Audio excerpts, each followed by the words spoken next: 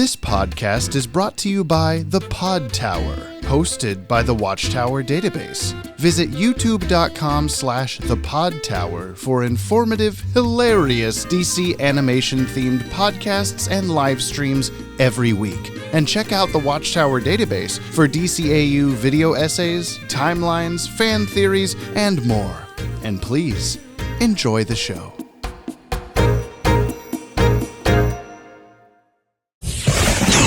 Intergang.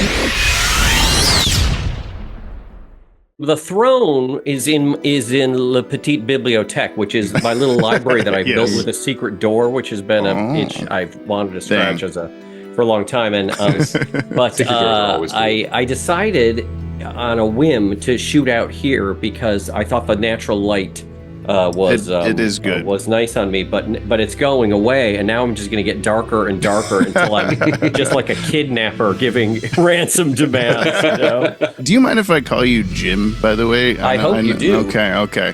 You're James. As a fellow James, I don't know sometimes what you prefer. So no, I'm a Jim. Okay, good. Because I've never been a Jim or a Jimmy or anything like that. Well, that makes sense. I'm James T, so that's at least close. I'm James B. Well.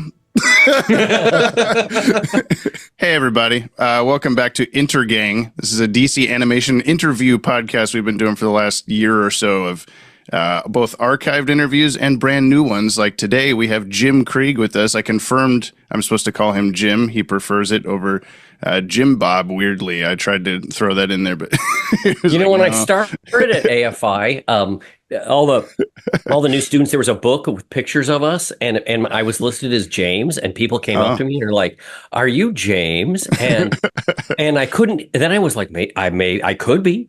Like from now on, I could make this change. Who was asking? And I said, yes, I'm James. Mm-hmm. And then I couldn't hear anything they said because there was just that voice going, "You fraud. You fraud. You just told them your name is James." And I couldn't hear anything they said until finally I said, "It's just Jim. I'm sorry." We had Bob Goodman on a couple of years ago who was telling it because he's always credited as Robert Goodman.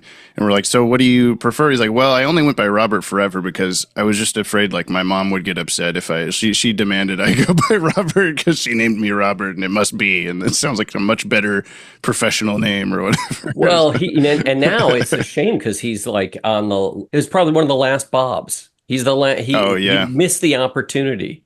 Because Bob's on, but Bob is great. Bob went to NYU with me back in the day. Nice. Okay. Yeah, I know. So I've obviously watched the show and I understand what Canon is, and as a Star Trek fan, but like it's ironically shows you've worked on. Yeah.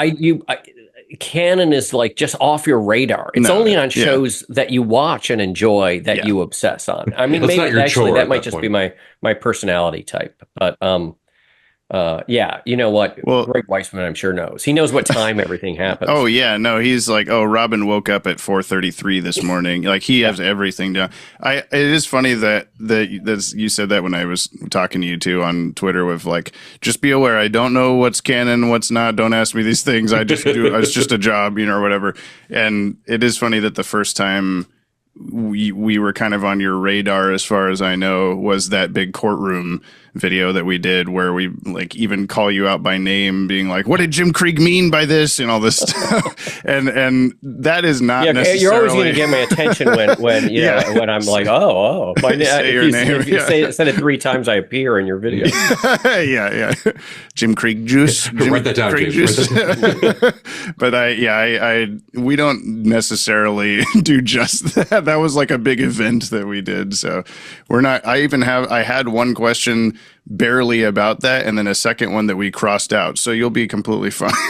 I know. I think the some of the entertainment value will be in watching me squirm.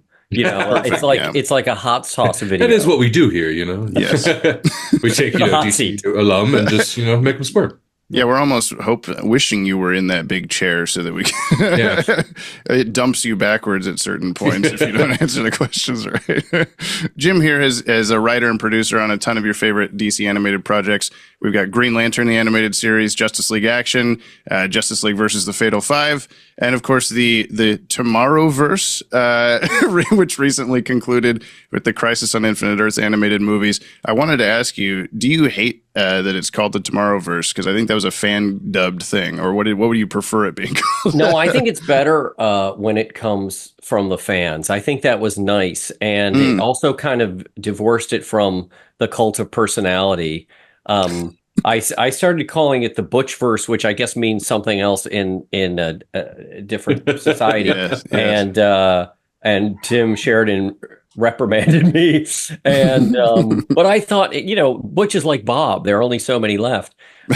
Yeah. And but then the fans just came up with Tomorrowverse, and I thought it sounded great. It was back when Superman Man of Tomorrow came out and everyone was debating what to call it. And I'm not going to say that it was completely us, because I'm sure other people came up with it too. Like, it's a pretty obvious one to go with, but we definitely threw that out there as like, we're going to just casually call it that in videos and posts and stuff like that. So if you hated it, I was going to say, oh, we had nothing to do with it. But if you liked it, we were just going to take all the credit, No, I like it. I think it's good. It feels like something. There's a Waitresses album called Wasn't Tomorrow Wonderful? And and it feels like something good is coming tomorrow. Mm-hmm. Yeah. It's a good word. Yeah. Tomorrow, you'll be there tomorrow. Except that there is no tomorrow currently for it, but it's okay. Yes. Now, tomorrow is yesterday, I say, as a nerd. You were the screenwriter on all three parts of the Crisis finale, and that was kind of on the not the coattails, but the kind of the end of the Butch DCAMU versus the Butchverse, I suppose we can call it at that point. What was it like, developing kind of a brand new animated universe, kind of immediately following another one? It was great and terrible, I guess.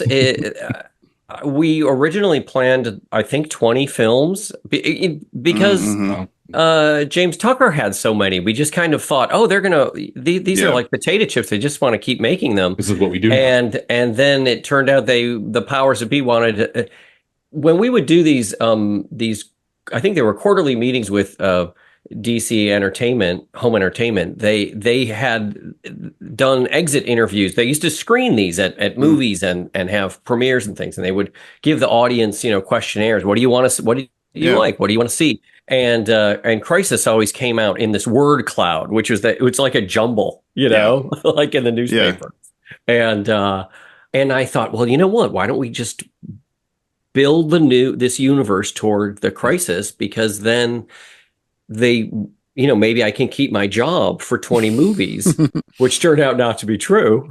Right. People always wanted to see Long Halloween, and so there were opportunities to get other stuff in there, the stuff fans wanted and the stuff they totally didn't want, but I wanted. Mm-hmm. like the Legion of Superheroes. Right. So it was intimidating. Yeah. But Butch has strong ideas, and all the writers that I brought in, everyone brought something great to the table, and so it ends up being really fun. It's fun because you're just a bunch of nerds sitting in a room kicking around ideas, but then later other people see them, and then you go, oh my gosh, someone else is going to see this. So right, and then it gets a little scary. But first of all, everyone ever since I've been at Warner Brothers Animation, I get the same message from all the old timers. And now I'm also an old timer, but and it's that when it comes out, everybody hates it. They hate it. And you're like, okay, well, I guess and this is usually with series, but it's we'll just hang on by our fingernails. And then they announce the show's over, and the same people come back and go, how can you take this away from us? Yeah. Alan told me, Alan Burnett, who was my mentor and knighted me, the new Alan, which is like a title that should be passed. It's short on. For James. Yeah. But he thought like the DC superhero Lego stuff we did, which got no attention. He said 20 years from now, people are gonna write their master thesis on it, which says a lot more about master programs than the product, and even Batman Harley Quinn, which is very divisive. Someday there will be fans, he claimed, but he's in Florida now, so there's fans now. It's fine. Right. No, I get you. It's fun to hear that with those like the word cloud exit interview type of deals that like with these Tomorrowverse movies, I got that sense a lot of the time that you guys creating them were very much fans of the material and trying to give people what you would like to see out of stuff that you hadn't already seen in a million other interpretations of Superman and Batman and all these things. Because obviously, you know, Long Halloween and a couple others are based directly on a comic that already exists. But most of the stuff making up that universe was, you know, pulled from here to make a completely new thing that I always appreciated being like, you know, especially in the end with all the Baby Darkseid stuff and everything. It's like, it is all connected. This is for me. Ah, yes. We basically did it just for you. You know, to a certain extent, we did it for, and I don't think we realized it at the time, is that you end up doing it for fans of a certain age because they end up they're the fans that you grew up with. And it happens with all the comic writers too. Suddenly you've got the Justice League and then you break it apart to make it the Justice League that you liked best when you were 11. And you just can't help it because those are the action figures you were playing with in your head. So that's what you want to do. So even outside of DC, working on the Scoobies, you know, everyone my age hates Scrappy-Doo. And so it just seemed like a no-brainer that, we're never going to put Scrappy in here and we're going to ridicule him if he ever comes up. Yeah. And then you have the next generation who are just the Obi-Wan fans who are just like, oh, you know, this was mine. And you destroyed it. You know, you ruined Zombie Island for me by making it guys in masks, which I thought it had to be because turning them into real monsters kind of ruins the initial conceit of Scooby-Doo, which is we can solve these problems because monsters aren't real. We did have a Scooby section. Yeah, I do have a question, and it was kind of about Scooby, and it's interesting that you say that. It's, you know, you've kind of been involved with a lot of them, and there's, you know, 10 times more that it already exists, and they all have, you know, been received a bit differently. What to you makes good Scooby-Doo media? What makes a good Scooby-Doo movie or Scooby-Doo series? Wow. So I started, I miraculously got this job on as a writer producer on What's New Scooby-Doo with George Doty and Ed Charlak, and it was so great. And we watched all of them, and we tried to boil it down to what was good. And we had this really elaborate pitch about how every member of the Scooby Gang, all together, they make one person, and that Fred is the super ego, and Daphne is emotion, and Velma is intellect, and Scooby and Shaggy are the same character, and they're your id. Yeah, I was going to say. But and so I guess that's part of it. But really, it's just listening to the things that came before and trying to match that cadence and the idea of it. So we tried to have all the titles be puns and have a romp in every episode and a terrible pop song. They kind of ruined it by putting good pop songs in there. I would turn one on. It was like, the freaking Ramones are playing. And I'm like, where's the, you know, where's Cheryl Ladd singing in this? Yeah, absolutely. I'm sure you have Frank Welker hanging around the whole time, who's been there since the dawn of Scooby-Doo, telling you like, no, this is wrong. This was my first producing job, and so and Casey had been the voice of Shaggy since I was 3 years old. Yeah. So I mean, there was never a time when he wasn't either Shaggy or Robin or Mark from Battle of the Planets. All the regulars. Yeah. And to have him in there and Frank, and those are the voices, and they're listening to your suggestions, which you just like, you never feel like more of a fraud in that moment. Where, you're telling but people who made it's a delight to see, but you know, giving them notes is, believe me, they know how to do it. And so do, you know, Kate Micucci and Gray, they're Gray Lyle. They're awesome. They're just great. My Cartoon Network history with Scooby-Doo would always be attached to the DC shows because it'd be like, oh, what's new Scooby-Doo's coming on like right before Justice League or something. So I might as well watch that, I guess. And then it'd be like, oh, wait, no, I need to be watching this too. And then it would keep rewinding time every time. Yeah. To make sure I caught that's nice up. To hear. Yeah.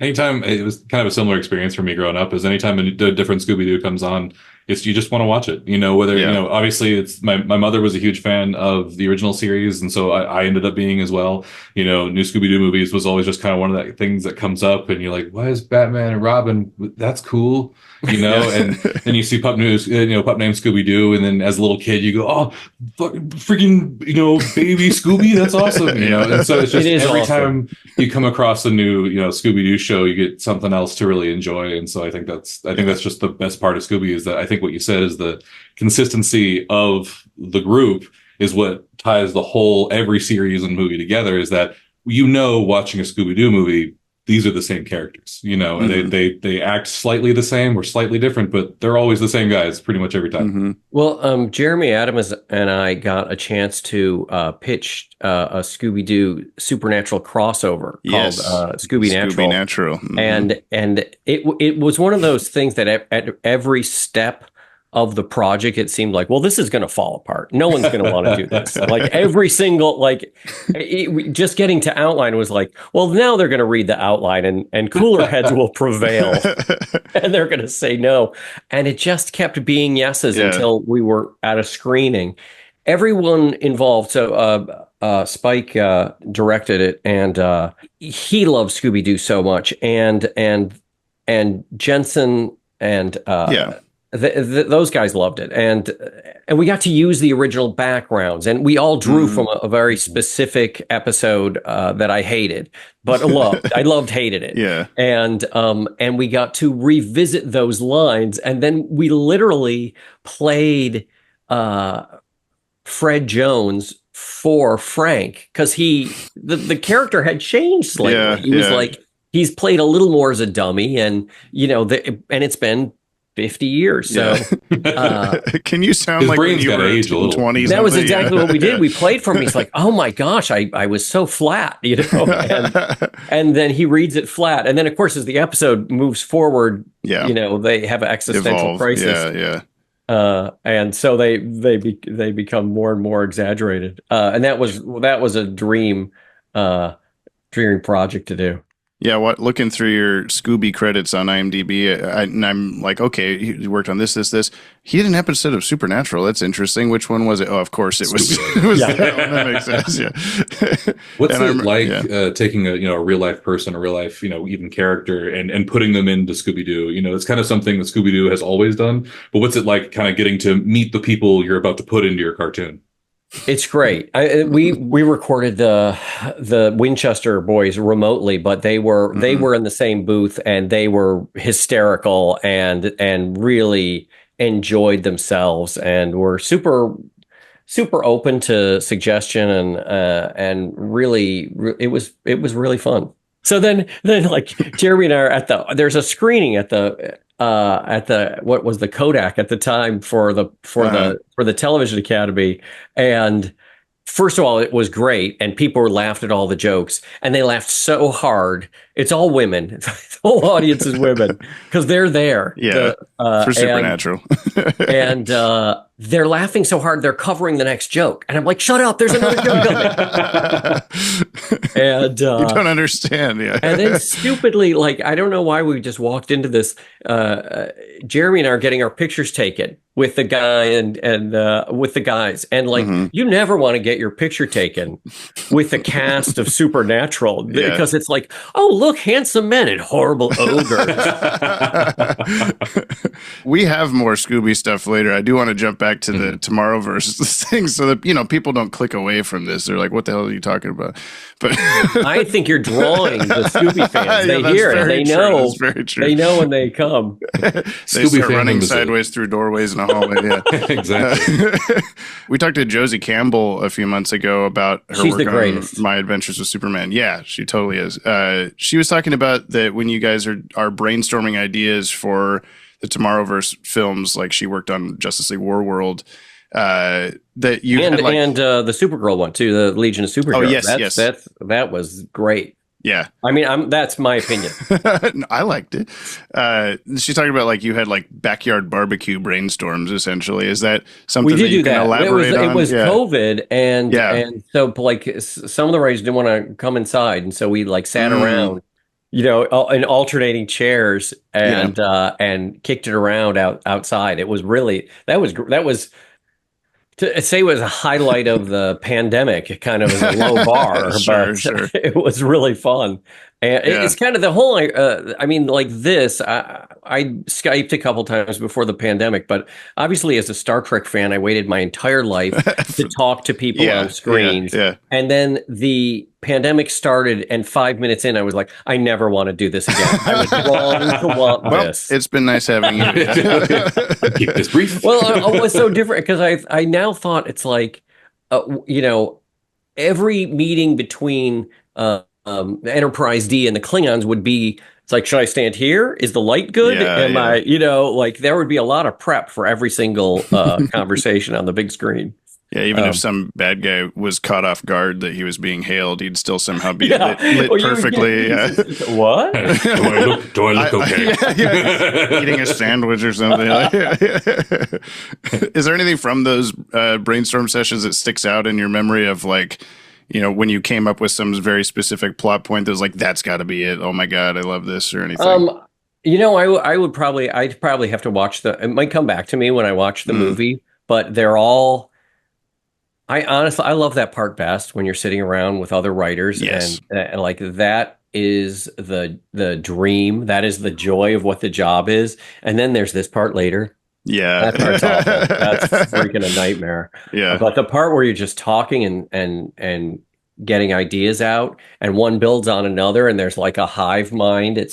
I guess it's what the writing like of the Borg would be, but that's a thrill and it's like so immediate and it feels like what I imagine being improvising in jazz would be like, and one thing building off another, and there's a lot of yes and my experience with it is that we all misremember those sessions, and so and because of our fallen human nature, you'll say, "Oh, I think that was me," and right. Maybe it was, maybe it wasn't. You'll never know. But you tend to think all the things that worked are yours, and all the things that fall flat and people tweet about it was like, Jeremy. It's totally not true, but it's unfortunately, I think, our human nature. All the jokes in our videos that my girlfriend laughs at are the ones I wrote. All the ones she doesn't are the ones James wrote. But you mentioned earlier that, kind of once the idea for Crisis was there, that it was like, okay, well, let's start kind of moving this all in that direction. How early on are we talking? It was first. It was before anything else. So we knew we were building a Crisis, and then we literally said, well, okay, we're going to need a Superman movie, we're going to need a Batman movie, we're going to need a Wonder Woman movie. So there was a Wonder Woman movie and a Justice Society movie, and then when the order got cut in half, we compressed a lot of them, and I don't think it necessarily suffers because we needed a Supergirl movie because spoiler alert, Supergirl dies tragically in Crisis, and you might know from the cover. But so we had all these characters we needed, and so knowing that we were going there, we knew we were kind of building it in, and I think it was Tim Sheridan who said, "Well, we've seen a lot of year ones. Make these year two, so it isn't like the first day these people show up. But we get to see an early version of these heroes before they're totally formed." And then we just kind of have to skip around in time until we have enough of them to get to Crisis. And then when we did Crisis, the thing that I liked a lot of in the rereading the Marvin George's book is that I loved Flash showing up from the future randomly, to warn you and then getting there. And then that made me think, oh, well, we should see that play out and we could feed that in earlier at War World and then see it play out. And then also the other thing I never thought was fun that we don't get to see is what's it like for the Flash? And I wanted a happy ending for him. It was like a sad, happy ending that he gets to spend his whole life with Iris, but it's all in the blink of an eye. And he gets to do what he wants to do, which is save the world, and he gets to spend his life with Iris, but they're going to be alone. And I don't know if I successfully No, laid in that Iris is an introvert anyway, so she'd be just as happy. I'm good. Yeah. There are many introverts who are animators, and when the pandemic happened and everyone got sent home, it was the happiest day. Two of the things you're talking about, I actually really appreciated about the Crisis finale is that, for one, these aren't characters that are the Kevin Batman or anything that have like decades of history behind them. They're essentially they're brand new to us, and they're pretty new at their own game. I think that made it a lot more. I feared for them more, I suppose, in the finale, which is like, they don't know what they're doing. Batman has barely fought Killer Croc, and now he has to like build a tower to stop time from exploding. Like, what are you talking about? So that, and then also the kind of more, I don't know, cinematic approach, for lack of a more intelligent word, to the all three parts of Crisis is like, you're not just telling a linear story, especially part one has so much, flashback to this. Oh, we're explaining this finally and all that kind of thing, where then when you jump into those Flash and Iris scenes, you're not sure what's going on. You're not being told what's happening, but then you see like a frozen bird out the window or something like that. And I'll be like, I know what's happening. Oh no, this is either really good or really bad, And then when we finally get to the reveal of that, just that kind of stuff happens a lot in all of that line of movies that I'm not necessarily used to in, direct to Walmart shelf Batman flick. So, well, thank you for saying it. I really think that, I think we're used to thinking of superhero movies as being 4-quadrant. Everybody has to enjoy this. Yeah. And it has to be super understandable, and we understand where every character's coming from and exactly what they're thinking all the time. And I think that Butch and I kind of got to a place where we're like, well, maybe why couldn't this be a different kind of a movie? And why can't we do a movie with cowboys? And why can't we, what with it, like with War World, and it literally, the idea came right about this time of year, because this is when I guess streamers didn't exist at the time, but when they'll show all the cheapest horror movies are available, that the nice ones you have to pay for. Like Hammer, you've got to pay for to watch on online, but Amicus is, it's all yours. And I think I saw Dr. Terror's House of Horror, one of those, which is a portmanteau of horror movies, and now there's a framing device, and then you go and see them. And Butch and I had always said, well, it would be great to see, if we're going to destroy the DC universe, why don't we see every corner of the DC universe and see the Cowboys and see Warlord and see. And if I had my druthers, we would have there would have been more Atomic Knights, and there would have been more Viking Prince. Why not? Right? And we had just done a Sergeant Rock. With the James verse, we had done a Sergeant Rock, but we could do the Losers. So why not do it Losers? And the story that a lot of people remember with Losers is the dinosaurs. And then I knew we needed dinosaurs for Crisis, because that's one of the images from the splash page of one of the comics. It's like, oh my gosh, they're dinosaurs in Metropolis. This is great. Everyone keeps saying, oh my, you changed it so much. And I was like, well, I didn't do Wildcat, but we didn't we tried to get all the things that most people remember. And it's strange what people think is in the story that isn't there. And a lot of it is kind of service to characters who had ongoing comics at the time. Liberty Bell, and and that if I'd thrown Liberty Bell in there, they'd be like, oh my God, what is this? I mean, there's the core concepts you need, but I like that you knew, if you hadn't have known that was coming, you wouldn't have had these opportunities to give us shorts or other, cutaway characters and stuff that play bigger roles later. That's a very unique, I guess, route that you had to take to get to this, and I like it. I would say just as few fans were reading Commandy when Crisis came along. Yes, in the same way, not all the fans of these movies had seen the Commandy short or the Blue Beetle question short. Right. And I was at LA Comic-Con, and I want to say a fan came up to me, but that implies it's a fan of mine when in fact, it's a fan of this material. Sure. And they loved that Dr. Spectro in the goofy Blue Beetle short is Psycho Pirate. And I'm like, one person got it. No, I mean, that's another thing that I really want to do now is go back and watch all of them, because I have a feeling that there must be stuff as far back as, Man of Tomorrow, Long Halloween, and stuff that's like not as obvious as Barry Allen showing up in a river or whatever, but as like just a little teeny hint of like, that's going to pay off in 5 movies, or whatever. And I will tell you, there's a bit in a Dr. Fate bit in Justice Society that pays off, and no one has mentioned it. Okay.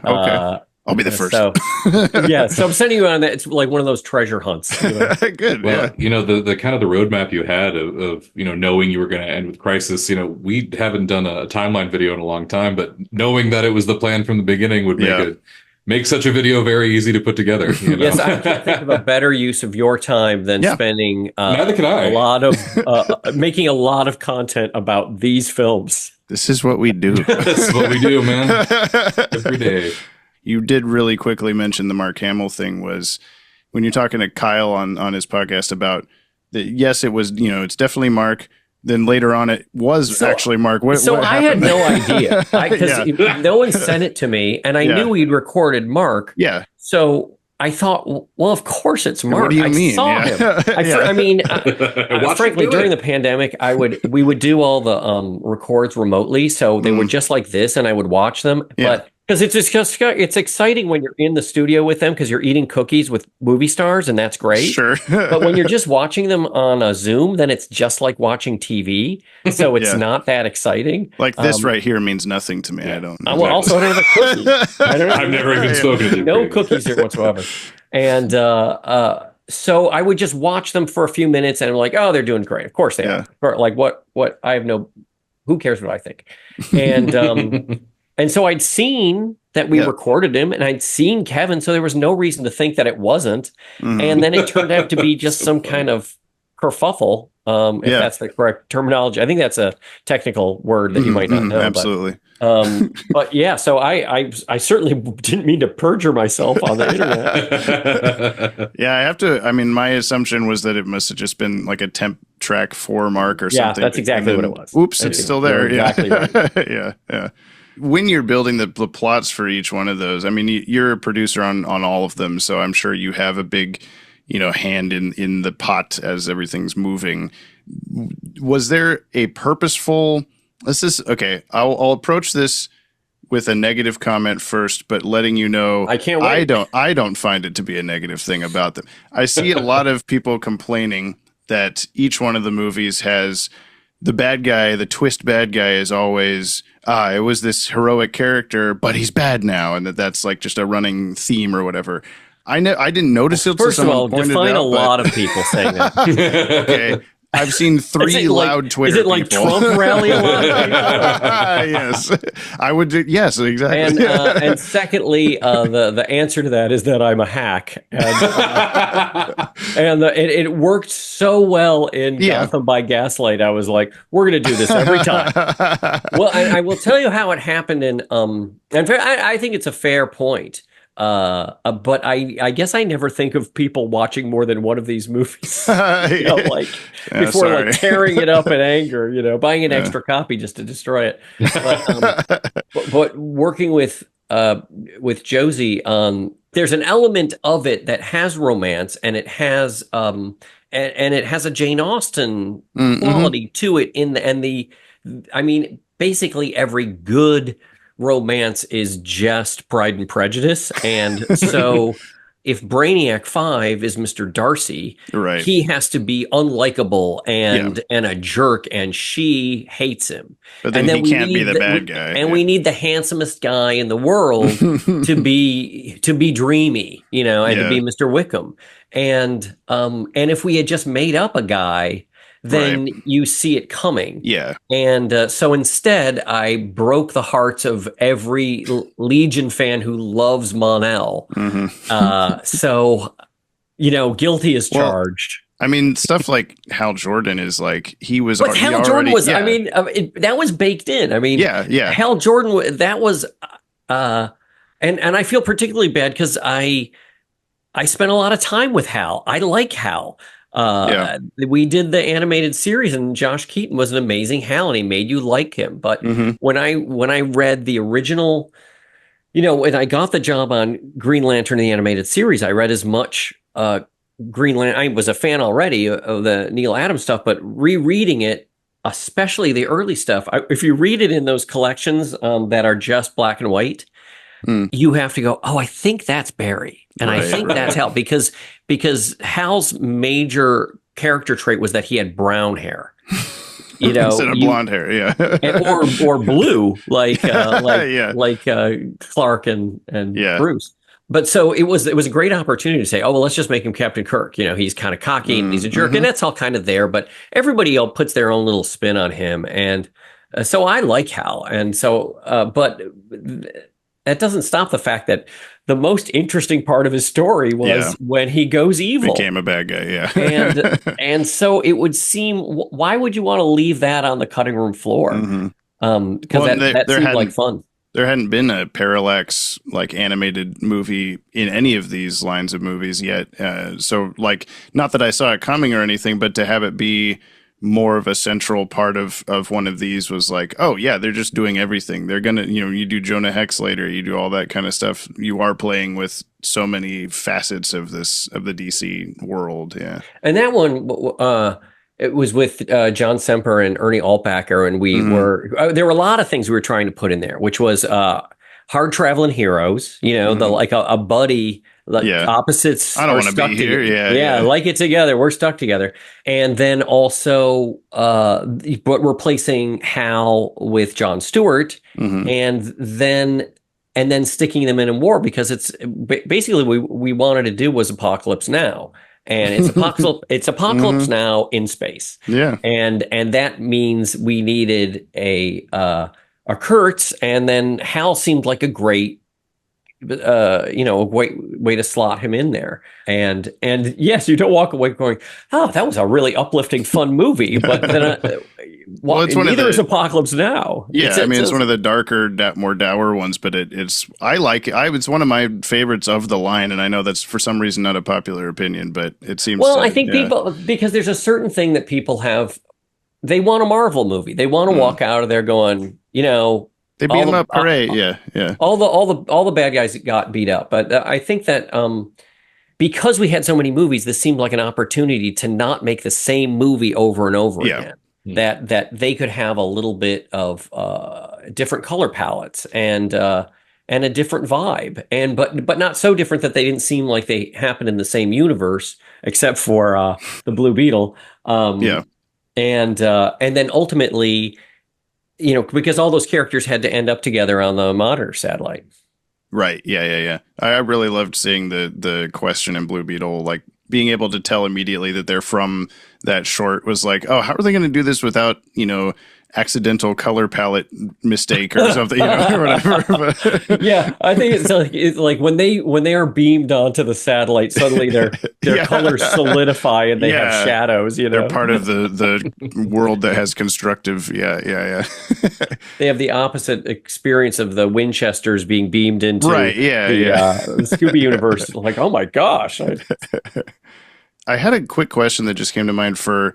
I don't know if you have any knowledge of this at all, because you're not in the, you don't make the posters for the movies or anything like that, clearly. But the spine lineup of these films is supposed to spell out DC Universe, and of course, well, we'll never know, will we? Yeah, well, it's DC Uni, I think, right now is where we're at, and that's a common misconception. It's actually DC Unicycle. Oh, okay. I was going to introduce a new character who, believe it or not, he had the power to balance on one wheel. It's incredible. It is pretty impressive when I see someone do that. Racer. It's like our answer to the Rocket Racer. The only thing that I've ever had an issue with those is for some reason the 4K of the movie and the Blu-ray of the movie have two different spines. So I have like a mixed match that I had to like get the right thing. It was a whole shebang. In the same way, I've sort of dedicated your podcast to be a parade of disappointment. Yes. I know nothing. The same thing. Once upon a time, when we were all in the same office, we would get that art. It was just always like, wow. It was like, and I think the home video does a kind of test out the art and see what people like and what they buy more copies of, because they really like that kind of romance cover art. And it doesn't. And the only time I think we broke out of it in Fatal Five, we did the Fatal Five has the BT designs on the front, and we're like, finally we can just do a Bruce Timm cover. And then that sold less, so they just came back and said, we're going back to the painting. And then some of them come out. Some are Josh Middleton. I think they look really nice. But since they were never at Comic-Con, we will never see the giant blown up version of it that I can hang in my hallway. Oh yeah. It's very sad. It's always been a favorite thing of mine with collecting home media, is like going all the way back to like the Star Trek films, the VHS cases, building that whole Enterprise with the space behind it. It's a perfectly symmetrical thing, and then actually one more movie on the end. So I've always loved that. So I was like, I would have loved to been around long enough to spell out universe. Believe me, it's a disappointment. It's all not the way unicycle. So you worked with Bruce Timm on Green Lantern, the animated series, and I figured that had a decent amount of how you ended up working with him on Batman and Harley Quinn. Is that kind of the same thing going into Justice League versus the Fatal Five? Is just kind of the next logical step is to do the next DCAU movie? No, it's always different. It happened different every time. Bruce worked on Batman Harley. He did most of it, honestly, and he did it as storyboards. It was like. It's how I think an artist maybe imagines things. So it was, it's not an episode of Phineas and Ferb or something, but it came from things he wanted that he drew out sequentially, and then he would type up the parts of the script that he knew, and then email it to himself, print it up, cut it out, and paste it to the storyboards. And then I got those storyboards and then kind of filled in the gaps that weren't there. Wow. And argued with him a little bit, because you don't argue with Bruce that much, and about certain things, and that's how that happened. The Fatal Five was totally different, and the one thing that would always come up in these meetings about the kind of what are we going to do next meetings was our and I get, I don't know if this is telling stories out of school, but our covetedness of Marvel villains, that we have great heroes, but Marvel had just a ton of villains we would have loved to do, and that we've we're kind of always going back to Darkseid, because it's a big giant Kirby villain, and basically doing that thing where kicking ideas around. The Fatal Five came up. And then we just extrapolated how to do a Justice League, and if it's the Fatal Five, then it's got to be the Legion.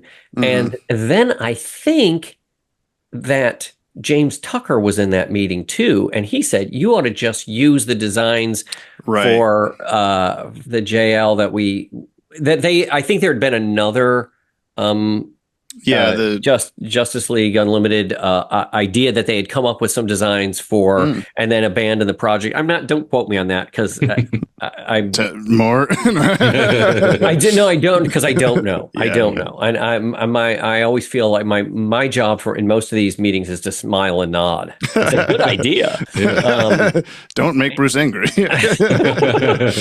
But that's how it ended up, and then when we had, and then of course then it became, well, let's use Susan's voice, and let's use Kevin's voice, and so then it did become sort of an extension of that, which of course gave you a giant problem, which is what in the timeline of it all.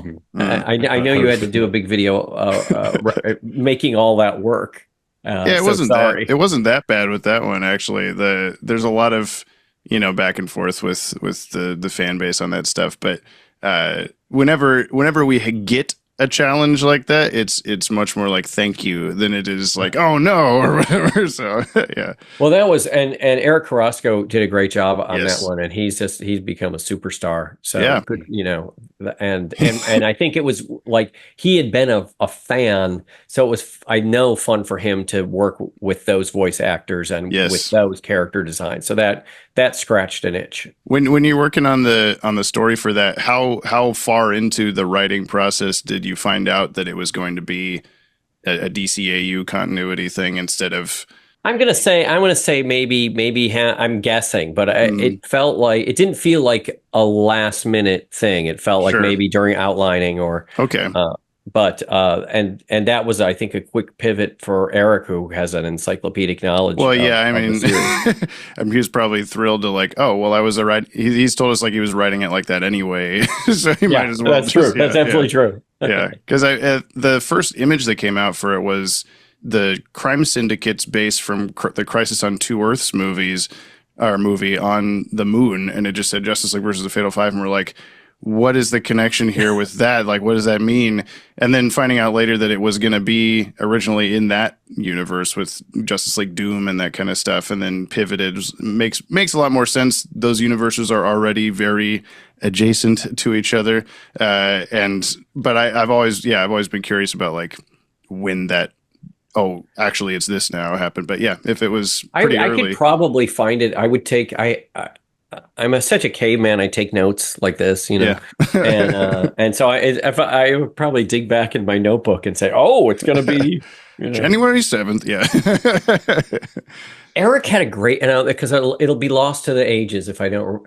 Eric had this great beat in it, where Batman was fighting, I don't know, Manos or somebody. Yeah. And it's under a rocket. It's under the rocket that's going to destroy everything. And the rocket engines are firing, one by one, not like one fires up and then stops, and then the next one fires up and stops. And so, but Batman is so smart. He can deduce the order in which the engines are going to fire and avoid the blast. And he also had this bit that there's no, in the future, there's no Batman on the Hall of Heroes, and everyone thought he's going to be, upset about that, upset about it. And it meant, no, that means I won because I vanished into the shadow. Yeah. That I don't think we did that either. But it's tough. There's a lot of things in a movie, and so many loved things get dropped. My very quick kind of final pin in that thought is, was there anything that you can think of in really anything you've worked on, I guess, that is like, oh, we didn't get to do this, so instead now I finally got to do it in this project? Because what came to mind was when we've talked with Eric about scrapped parts of Fatal Five that weren't, fleshed out more than what we saw. There's little hints that there's some sort of Rann-Thanagar war going on, like off screen somewhere. And he had been like, oh, if I could turn that into a comic someday or something, like that would be great. Oh, yeah. I think he did pitch it as a comic. Yeah. But then when you get to the Beware My Power Tomorrowverse movie, it feels like it's almost, we got John and Shiera there. We've got like a Rann-Thanagar thing going on. I don't think we ripped it. I mean, it's all kind of in the zeitgeist of that stuff. And so that seemed like a natural war to be. That seemed like a good Vietnam for us. Okay. He had his own story and his own, and because he was such a fan, he could cite each verse of when I extrapolated this because this is mentioned. Yeah, for sure. You mentioned a little bit ago that you kind of, with Fatal Five, it was almost kind of starting with Fatal Five, knowing you were going to do that, and then having to kind of back up from there, find the Justice League, and kind of fill in the gaps. Kind of a similar process with Crisis, where you knew you were going to do Crisis, and so you needed to make sure that you were laying those little breadcrumbs the whole way through. With that, would it be safe to assume that's a bit of how your process tends to work? Doing DC projects or otherwise, kind of starting with where you want to go and working backwards from there, or is it just I think that's I'm because I'm such a Trekkie. I'm reminded of the story of the Devil in the Dark, which is the Horta episode. It's a meatloaf that can eat through planets, and that started because the guy who builds the monster, he was an ape suit guy, and he came in with this monster, and they're like, "What does this do?" And he's like, "I don't know. What do you want it to do?" and they're like, "This monster's so good." And then Gene Kuhn went, "I think I got something," and he goes off for the weekend, comes back with that, and it's sort of like a writing prompt where your teacher, says, "Okay, write a haiku about, fish sticks and tater tots," and then you come up with that beautiful thing that gets printed in the imprints. Right. Are there any moments in Fatal Five or Batman and Harley Quinn that we can say like this was your idea? This is in the movie because of the Jim? ones people liked. I think I've established before that anything you like is mine, and anything you hate is theirs. Fair enough. All right. So okay. So the fart, not so much you. I was just gonna say I think probably the opposite is true. If there's something you really hate, I'm like, that's somebody Krieged it up here, Oh no. Yeah, you worked on the Death in the Family, Choose Your Own Adventure kind of DVD. As my gosh, I'm so glad that was in the word cloud too, by the way. Oh, good, Death in the Family, yeah. And Brandon Vietti of Red Hood and Young Justice and now Watchmen. I don't know if you've watched that thing. I had it down here. I had a really funny thing I wrote, which was, "Who watched The Watchmen? Not me." So sorry. Not yet, my gosh, the worst. I know. Well, by the way, and not anybody, because it's like we've gotten out of the business of promoting movies in any way. Like we're like. Well, that was the thing. I knew it was coming because I'm always paying attention to the stuff that's going to happen, but then when it actually comes out, sometimes it'll be a week or two before I'm like, what? When? And right? No, I mean, it's gotten to a point where they promote these things like they put it in the file next to the Arthur Dent house condemning order in Hitchhiker's Guide. It's in a file cabinet in a basement behind a locked door, and I don't know why, but because the wheels have fallen off the industry. But that's a whole nother interview. So Brandon said we should do a branching video of this, and then so you might have even if you've watched it at all, you may have watched it incorrectly because there's only one format in which you can choose the adventures. And most people, however they get it, they just watch it, and it's like when I was in high school, they did a version. They did that Clue movie. The Madeline Kahn Clue movie, and it had 3 different endings. And you, depending on what theater you went to, it was ending A, B, or C. Oh yeah. Somehow they would trick you into, paying the $4 3 different times. But on cable, it was just they'd show all 3 endings, and that's I think how many people have watched this. But I think to really enjoy it, you have to choose. What horrible thing happens to Jason Todd at one moment, but he had so much of it thought out. I mean, I have a picture of him pitching it to Brian Jones and I don't know, maybe Amy, but anyway, we're all there and he's got a chart on the wall with line. It's like the crazy mad scientist string wall, right.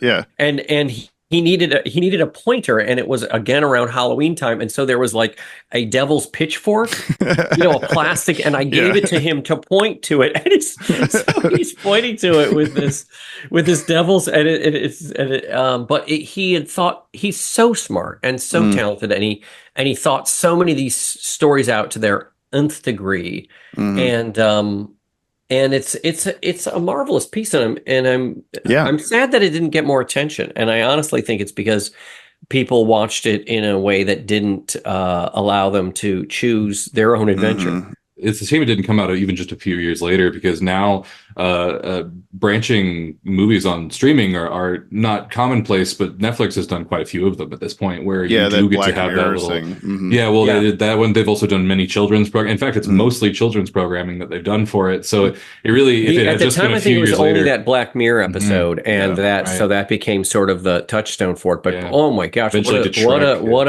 a tempest in a teapot. It started in the technology division at Warner Brothers Animation because there was a lot of discussion. Gotta hop on it. Yeah. It's such a great tribute to the comic itself and how the decision was made, is just like, it matters that it was the people that decided that Jason died. Yeah. And so by retelling the story, yeah. Well, and I think that almost even lends better to it being the choose your own adventure in the video, is that it's at that point, it comes down to what that person wants to see at that moment, Right. and which is just as close as 50 votes, in a phone bank, Yeah, it's true. It was probably just one person making all 50 calls. Of course I have to, of course I had to go watch every single possible branch of that. And thank you. Getting to the Zur and R bit. I know. Believe me, but our mouths were just like, what? I mean, at first I'm like, oh, this is bizarre and weird. But then as soon as it's like getting into it, I'm like, it's stuff like that I appreciate the most of any of this, of DC interpretations of stuff, is like, do something new, do something unexpected. Maybe it's not always going to come off as, the most brilliant thing I've ever seen, forever live on, but it gives you a chance to try something new. That's, I think that's the value of these movies, because they're made at a price. And if you're spending $250 million, on a Dead Man movie, everybody better be cheering at the end of that movie, or you're never going to see that guy again. But this seems like it's an opportunity to go, oh, you don't know who Jonah Hex is? Well, let me tell you, and maybe you're going to love him and maybe you're not. But in some ways, they still have to turn a profit, but they can be a little bit of a lost leader in the same way I think comics, frankly, have gotten to, where maybe they're going to come up with a character that we can turn into something someday. Yeah. Well, it's just kind of pointless, feels to me, to just keep doing the same 10 stories over and over and over again. It's like, you involved Darkseid in the end, but it was in such a unique way in the Crisis thing that it was like, oh, I don't care that we got Darkseid for the millionth time because it's going back and killing baby Hitler. Like, it's not. Have you ever seen that before? No, I don't think so. What I thought was funny about that is it's an easy concept to get, because every high school kid has said, well, what if has had that conundrum, but this was an opportunity to actually physicalize it and see an adorable baby Darkseid. Yeah, he's still got all the little crags and everything. Let's hop over to Justice League Action for just a second. I've written, can you explain to me how in the world this thing was produced? Because whenever I'm trying to watch it, there's like a show Justice League Action, but there's also Justice League Action shorts. Are those just portions of the show? No, those like episodes that were chopped up? The shorts are all okay. Were all different, and they were a real. Okay, so here's and now that you're saying it, it's coming back to me. It's coming back to me, James. It's all coming back. Good, James. Good. So at the time, Warner Brothers was owned by AT&T, which was a phone company. They were things you spoke on, it may still be a phone company. And I think that we were being encouraged as a corporation to find short things that could appear on the phone, but never would, because because these companies get bought and sold all the time. And so we had a show for Cartoon Network, and it was strangely a weird reaction to Teen Titans Go, which was a huge hit for them. But they were like, oh, but it was like a hit for them, but they were kind of like this at the same time.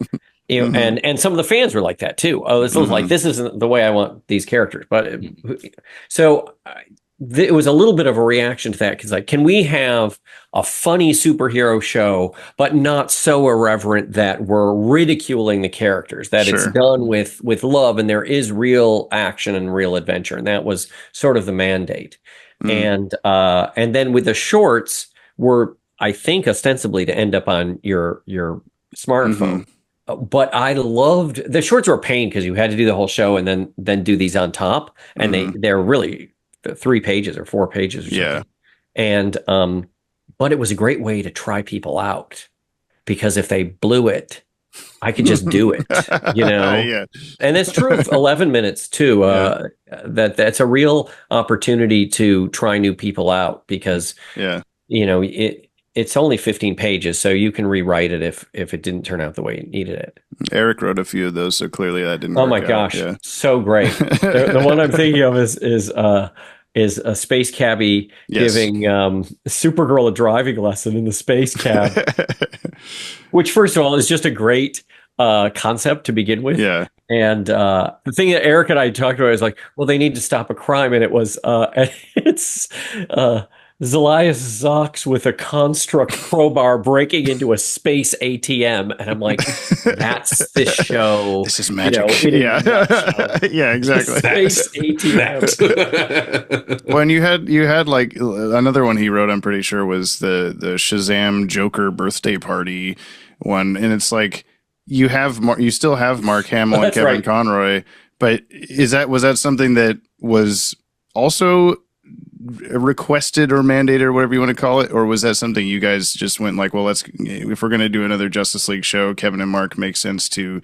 play the ones that you expect them to, you know? You know what? Sam Register came up with that. He said that would be a great way to bring in some old fans. Yeah. Along with the new, and I think he was right. It worked. Shocking! I think the president of the company was right. What a brave take on that I have. But I will tell you this: they both loved it. That I don't know. I don't think I ever got a sense from the fans that they were mad that this was a kind of a jokey Batman, because his character stayed the same, but he did get to deliver a lot of comedy. Yeah, and Kevin was really funny, and he really liked doing it. There's a Superman, Batman, good cop, bad cop thing with, and that he loved doing it, and it was so much fun to see him have so much fun. Yeah. I love that little clip in the interrogation room with them, and it always makes me wish like, if only this was also like George Newbern and doing Superman and all that kind of stuff. But then you start getting too Jason far. He did a great. Oh yeah, no, for sure. And I think it was who was Deadshot? It's Christian Slater was it? And so those were good days, but. So Margaret Scott wrote a Wonder Woman one for us and it was the original concept was Wonder Woman's mother, but they'd already done a mother one, so it became Athena, who's sort of like her Auntie Mame, and and she's trying to. It changed a lot, even in 11. Some of the 11-minuters changed, but at one point. Athena's really pushing for she hates Batman. Like Batman just drives her up a wall. but she loves Superman. And Superman comes and holds the chair for her when she sits down at the Justice League, trouble alert table. And he says, "Oh, let me help you with that." And then and Margaret had Athena kind of nudge Wonder Woman and go, "You could do worse." It's like you could do worse than Superman. Yeah, I suppose he's a superhero. Yeah. You could do far worse. You definitely wanted to talk about Green Lantern, the animated series. You wrote a few episodes. You were producer on the whole show. I'll tell you the truth. Yeah. When you're the showrunner, you feel like you wrote every episode. Yeah, because you sit in there and no one came in with a pitch. You have not one person. No one person came in like, I want to do Larfleeze. Right. I wouldn't have blamed them, but yeah.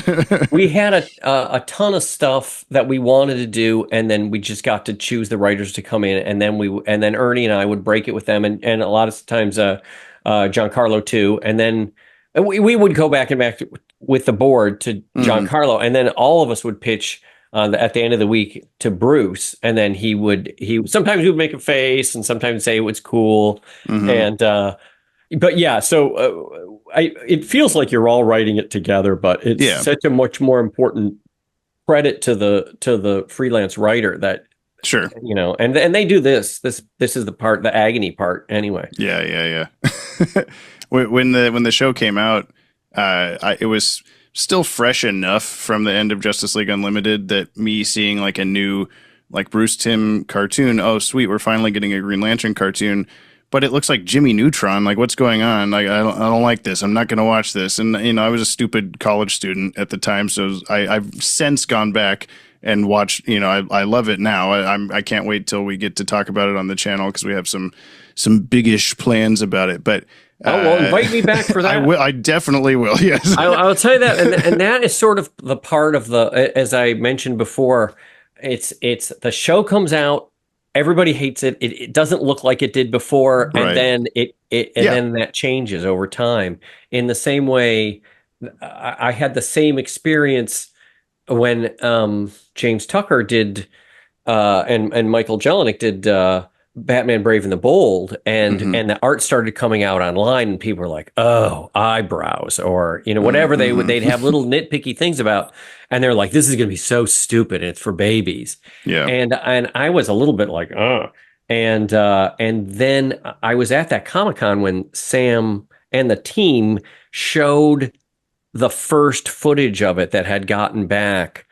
And they played it with the theme. You know, it wasn't exactly the opening credits, but it was just images from the show that were super kinetic and vibrant with the great bongo music. Yeah. And at the end of it, it started with everyone in the audience like this.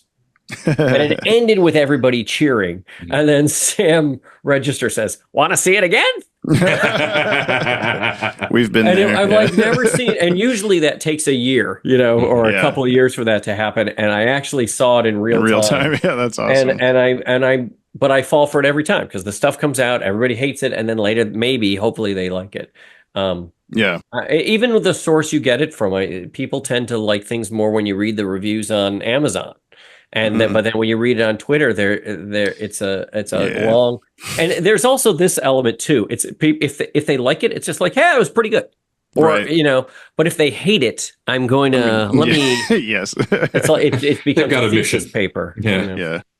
Do you, I footnoted all the reasons. Yeah, exactly. It's kind of esoteric, I guess, to ask, but do you have any advice for folks like that were in my boat for like, this doesn't look good, I'm not going to even give it the time of day or whatever, for like, no, give everything a shot, you know? It's that Bonnie Raitt song. I can't make you love me. And every show is like that. It's like you know what you love about it, and you know the cracks and the warts too, but you love them all. Yeah. Well, the DCAU as a whole didn't get like a ton of Green Lantern stories, but kind of around the time that you were doing, the animated series, there was a lot going on in the world of Lantern comics, with the Jeff Johns run of the introduction of the emotional spectrum, was that, something that was like, okay, we have to fit this in. This is kind of this big thing that we need to work in. Is it this intimidating project? Or is it like, cool, we'll just take this new cool thing that's happening in the comics and put it in the show? It seemed like an opportunity. That people were enjoying it or hating it, but at least it was in the zeitgeist and people were talking about it. And the Red Lanterns seemed like a great group of villains. And it's what's funny about it coming from the writer side of point of view is, as they say, it's like, it's Red Lanterns versus Green Lanterns. We get to do a full-on war. And they go, yes, you can, but you can only have 4 characters, and maybe there can be 3 characters on the other side. Yeah. So then that became okay. So maybe not so much a war, and that's how we developed. What I remembered is there's a show from the '60s called Rat Patrol, which is these 4 Allied guys in a Jeep with a machine gun, and they're behind German lines in North Africa. And so it's not a war. It's 4 guys in a Jeep, and that's how you can afford to shoot as a TV show. And that's basically what the show became. It's not a war. It's behind enemy lines, and how are we going to survive? Right. And that was a good way to do it. I think it was the only way to do it, really. Yeah. I mean, you also have it. It's sort of Voyager-esque in that they're like semi-stuck where they are. And obviously you have a lot of, Star Trek stuff in your background there. I was thinking the whole time. Too much. Yeah, well, no, not a. Did you see this? But it was like DC Comics threw up in his office, man. It always does. It's great. It smells bad. This show, Fatal Five, they all have a lot of Star Trek influence on them. Is that just, you're in the room, of course it's going to, or is it? Yeah. Okay. Yeah. I'm sorry.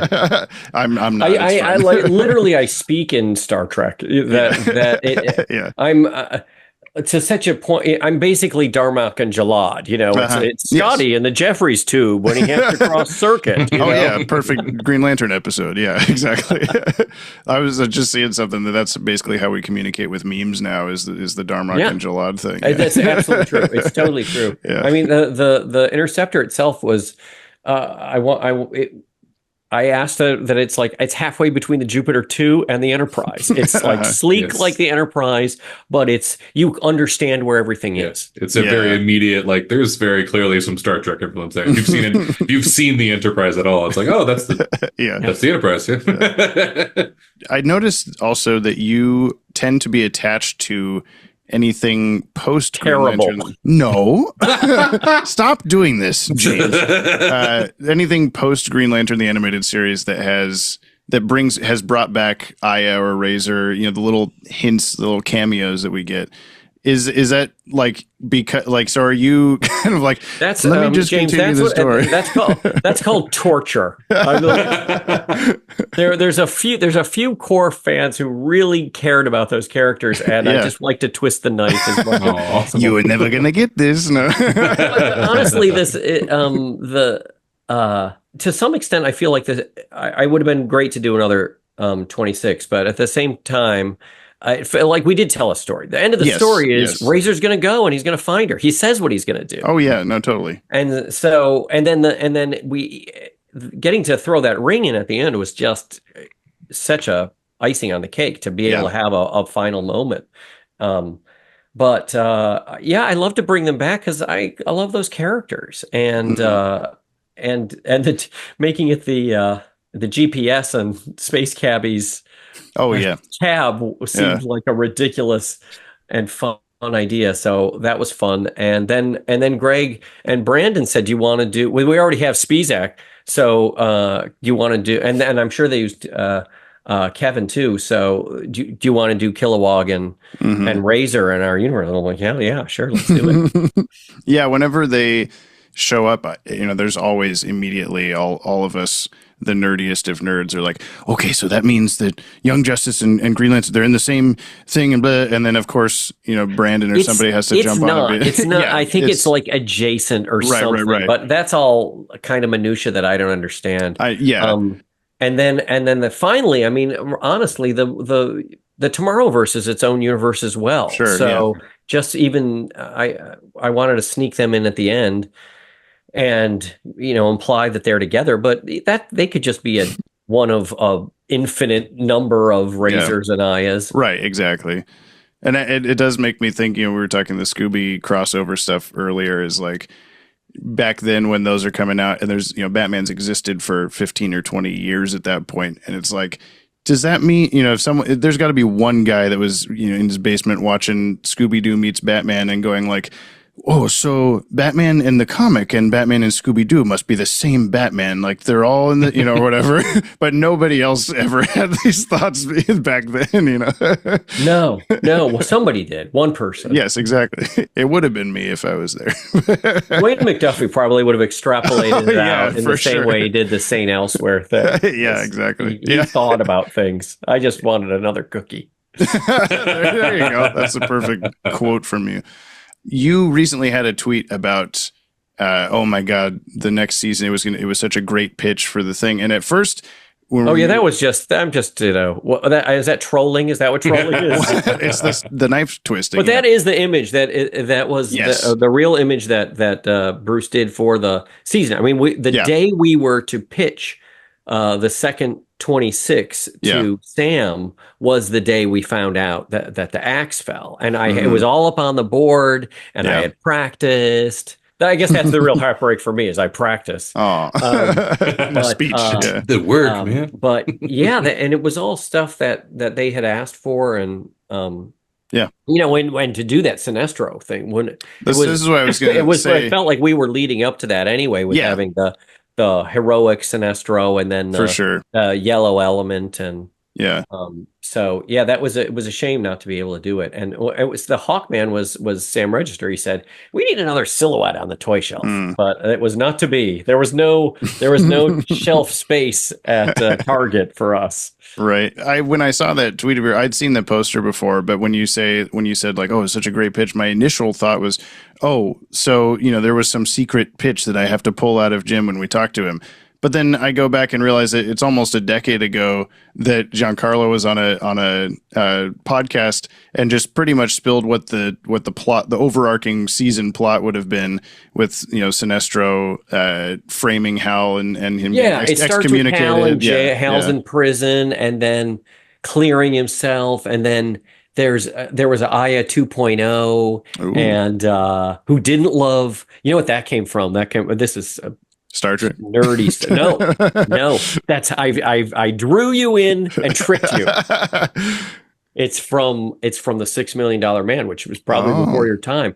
But they introduced Jamie Summers, the Bionic Woman. Yeah, and in the episode at the end of that, Steve and Jamie love each other so terribly, terribly much that they go skydiving together, and she's mortally injured, and then they make her the Bionic Woman, and then she gets bionic rejection and dies horribly. But then, like a year later, the episode had been so highly rated that Kenneth Johnson brings the character back, and Steve keeps seeing her from afar. And as a kid, you're like, oh my gosh, it's Jamie, she's alive. And then they finally reunite, and she has total amnesia, and she does not remember him, and she does not remember that she's in love with him, and she's now in love with her doctor. Not your doctor. I don't know. Maybe you want to say doctor. But, but as a kid, and Steve is standing there, and he sees them in love, and his bionic heart just breaks in two. And that's what I was hoping to get with this, because there would be more than one Aya. They rebooted Aya, right? But then there's kind of a astral Aya that still loves Razer. There would have been. There's a lot of heartbreak going on in this show. Yeah. And then Arisa was to be like she was like a totally entitled teenage lantern. It would have been really fun. I regret not doing it, and so that's too bad. Well, I mean, it's not your fault, but yeah, obviously it would be great to see that when just seeing Sinestro in the yellow on the poster and Hal in his new prison escapee uniform. I don't know what he's quite wearing there. It's stripes and it has a number. It kind of is, yeah. But all that's just like, oh man, I always love seeing that, what could have been stuff. Like we just put out a video 2 days ago on Justice League Unlimited season, that ideas that would have been in another season had they gotten the green light and all that kind of stuff. So whenever these things pop up, I'm like, tell me everything, please. I get it. I mean, when I was a kid and they talked about Star Trek Phase 2, I was just like, oh my gosh, we almost got a TV show. It would have been the greatest thing ever. And then when I think about it, it also would have been right around the time that Buck Rogers came out. So it probably would have looked exactly like Buck Rogers and had a very special disco episode. And, and then we could have just all ended our lives at that point. Yeah, dang it. We got Next Generation instead. Well, yeah, I mean, like the stuff, especially with Jon Stewart being actually in the show. He's not on that poster for some reason, but unless he is. Well, he was going to be a surprise. And then we also were going to bring in Kyle Rayner as like a fan. He was like a Green Lantern fan. But yeah, we were going to hit it all. We were going to, I mean, at that time there were half as many Earth Green Lanterns, but now, well, so it goes. Yeah. It might have been terrible. Yeah. Scooby-Doo and Krypto 2. I want to know. That was Tim Sheridan wrote that for us. I thought it was. I thought he did a great job. There's some great jokes in there. It's very fun. My favorite bit is the Velma losing her glasses and Lois Lane not understanding who she is. There was a joke that I'm so mad because he did an episode. Tim did an episode of DC Superhero Girls, and he used this joke, and I'm so mad that it wasn't in ours. Is that Zod appears before I think the Flash in that one, and he says Neil, And the Flash says, "Hi, Neil, I'm Barry." and for the whole rest of the thing, the Flash thinks his name is Neil. It's like, we've got to stop Neil before he. And it's like, that's great. Because as Tim will tell you, I love a dummy. I just love a dummy. That's great. Yeah, that's wonderful. I got to watch that now. That seems right up my alley. The Krypto movie is like, I guess, famous in our circles anyway for maybe it was canceled, maybe it wasn't, back and forth, because it was kind of right in the middle. Yeah. So do you have any input on that, of like behind the scenes, what happened there, with any knowledge of why, because it seemed like for a minute there it was like, that was, we saw one screenshot and it was like, oh my God, there was going to be a Krypto Scooby-Doo movie. So cool. And then like 2 years later, it just randomly appeared and we're like, oh, this is real. What is going on? Yeah, I don't know. It's really, I think that you get this idea that, I certainly as a viewer have this idea that's, it's the Magic Kingdom. Once you're in Disney, everybody knows everybody. And, sure. And it's more like a feudal, a series of city-states that everyone keeps their closely guarded secrets and their own supply of Greek fire, and that nobody tells anybody anything. And I got the feeling and this is maybe like just no different than the public. I got the feeling that it only came out because someone had leaked it. But that's right. I do remember that. Yeah. I never watched it during the FBI listening, NSA, but whenever it was out officially, I was like, oh, this is real. Because I think even when it was leaked, it was still something that I considered to be like, you're just lying. That doesn't actually Oh no, it's a real leak. They don't leak this stuff on purpose. What happens is they have to get the DVDs out so that they hit a store and you can just cut open the box and take one out and upload it. I mean, there's really no way to stop it from happening. It's always kind of a bummer because usually there's a surprise in it. And that's the thrill, I think, of being the person to tweet the surprise. And it's twofold. It's one, this is the secret, you don't know about this thing, and two, it sucks, because no one ever gets the early copy and said, I've got the early copy and it's really good. It's always like, this will destroy your childhood. Right.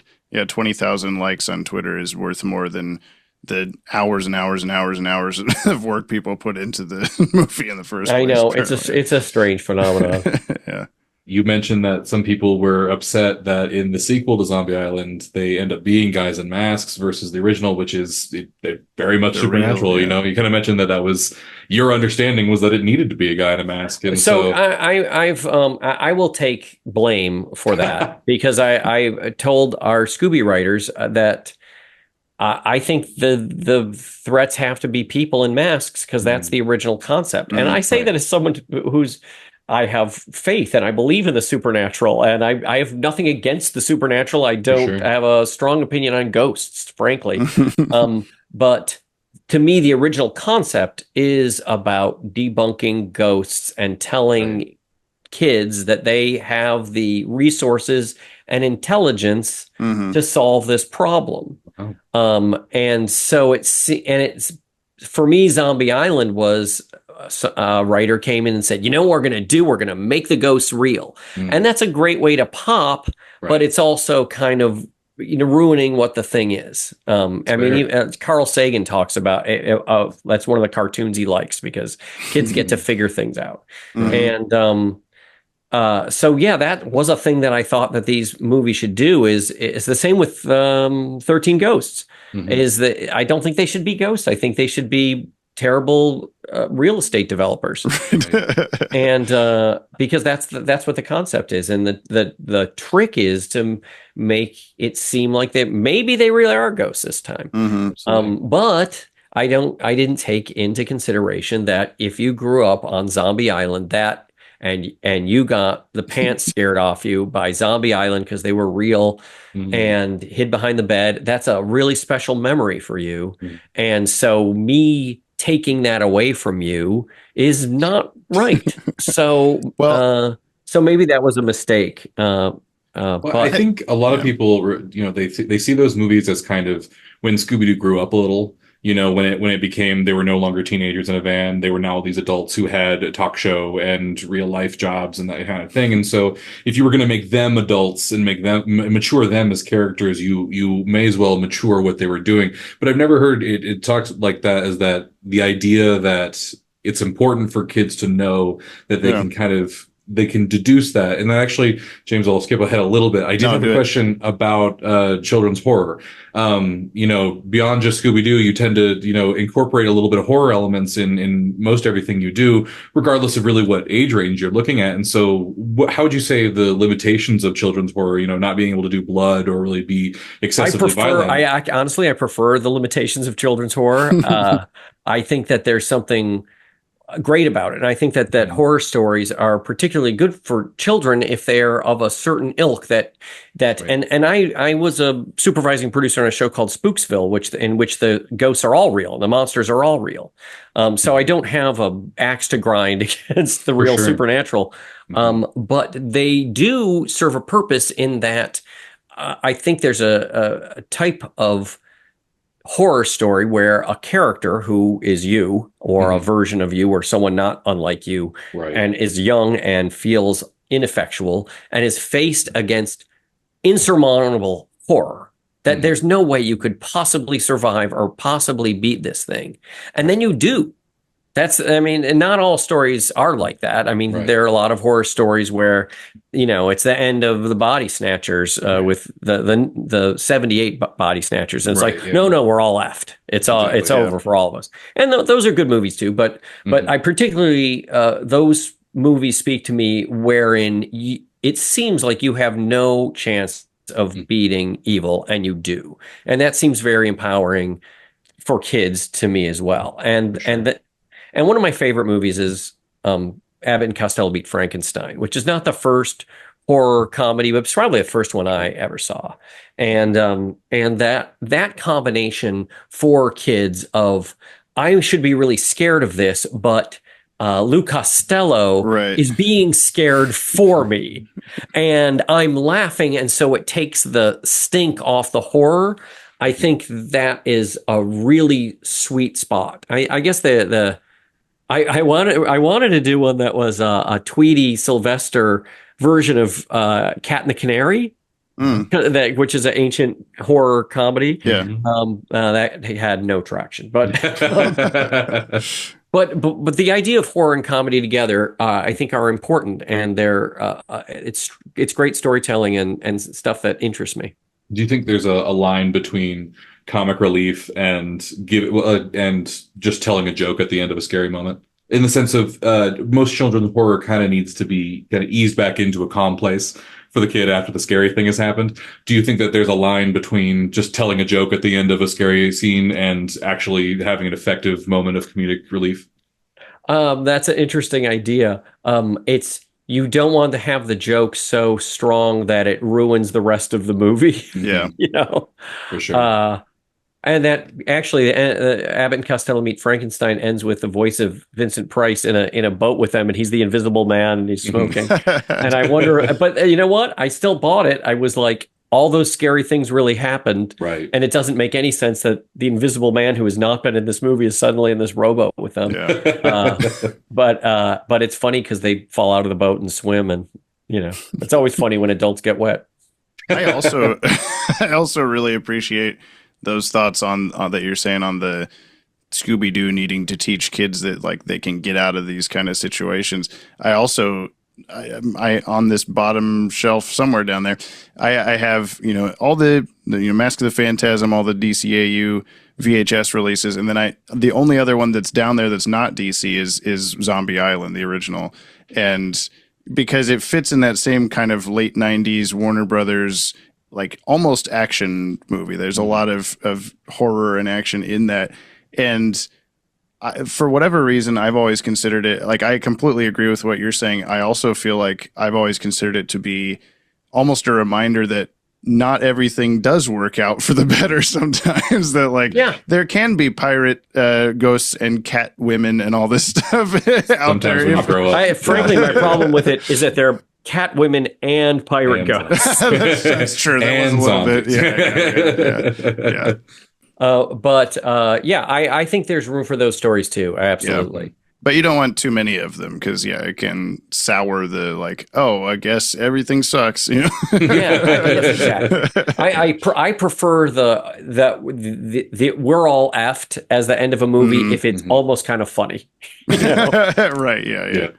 We had one more question that I think you wanted to field. Well, I'm out of coffee, so.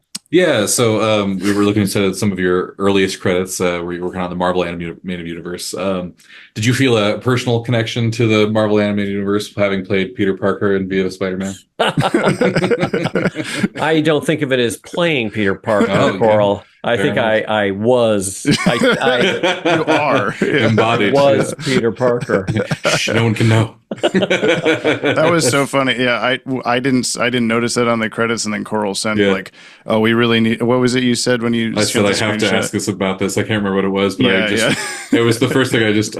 Anytime I look up anybody, I like to scroll to the very first thing that they ever did. Yeah, because it's usually like a few years before they did anything else, and it almost has nothing to do with it. But I saw that, and I'm like, it almost you can kind of see some of it feed through the rest of what he's done. So that'd be very funny. Absolutely. I mean, that if it would be my warning to student filmmakers is if you make the thing you want to make, because if somebody likes it, you'll be doing that again. Yeah, we got here. And if you hate horror movies, but you made a horror movie, you know what you're going to be able to get to do if you're lucky is another horror movie. And I'm fortunate in that I was a kid in Michigan, and with asthma and watched too much TV and just watched those Ralph Bakshi Spider-Man 67s, that the weird ones over and over. I prefer the weird ones. And when I moved to New York City to go to NYU, I couldn't walk down the street without thinking, well, how would he swing like this? So I mean, that was kind of always on my mind, and so getting to do that student film became, was like a way to kind of deal with those animated Spider-Man demons, and in a way that I'm still hoping to with Star Trek. But then by the time I was at AFI, I inexplicably went to graduate school as well. Someone they passed around a VHS of that, and that got to somebody at Fox Kids, and they said, "Oh my gosh, you do this, you should do that," and they were just. And then I met John Semper, and then I. Frankly, I learned more in a year and a half on Spider-Man, the animated series, than I did in 6 years of film school. Kids, don't tell your parents, because it was due. It was like every week. It's like, you mean this Friday? What about my muse? It's amazing how your muse falls off the map after you take the job. My muse is waiting in New York City for me to come back to the dorm room or something. Yeah, I mean the idea of just if you want to make something, make it. As I'm no Jim Krieg, but there's plenty of times when I'm realizing that I'm only where I'm at with whatever I'm working on because in 7th grade I decided, let me do this little stop motion Batman action figure thing just for the heck of it, and then I look back and connect the pieces of of course I did that because this is what I meant to do or whatever. It simultaneously seems impossible to have a career like this at all, and then also looking back, it also seems inevitable. That's the kind of head expanding crisis stuff. Right. Yeah. So that's probably going to be our exit on this one. Honestly, that's a great sign off line. Yeah. Then you snap and destroy half. Yeah, exactly. Is there any other upcoming stuff that you're working on that's not super secret? That's the part to cut out. The Star Trek credit. Yeah. As soon as I have something to announce, you will know about it. But there are some things coming, but they're not soon. So but maybe we'll talk before then if you want to talk about GL or something.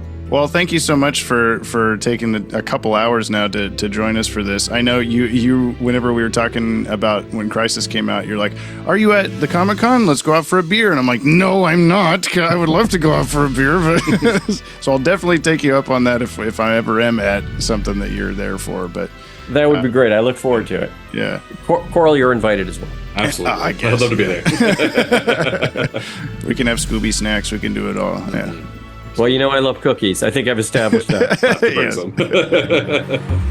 Intergang is hosted by the Watchtower Database. Subscribe to our YouTube channel for DC Animated Universe videos on a regular basis. This podcast is edited and produced by yours truly, James Strecker. Stay tuned for more new episodes of Intergang as we speak with some of your favorite writers, directors, voice actors, and more from the DC Animated Universe and beyond. Available on all your favorite podcast feeds and watchtowerdatabase.com. To support us on Patreon or nab yourself some sick merch, please visit the links in today's show notes. Thank you for supporting the show. Please leave us a 5-star review on your app of choice or leave us a comment on this podcast episode on the Pod Tower on YouTube. It helps tell the algorithm robots, "Hey, you should show this to more people," and that'd be just swell. Have a wonderful day, and all hail our Lord Darkseid.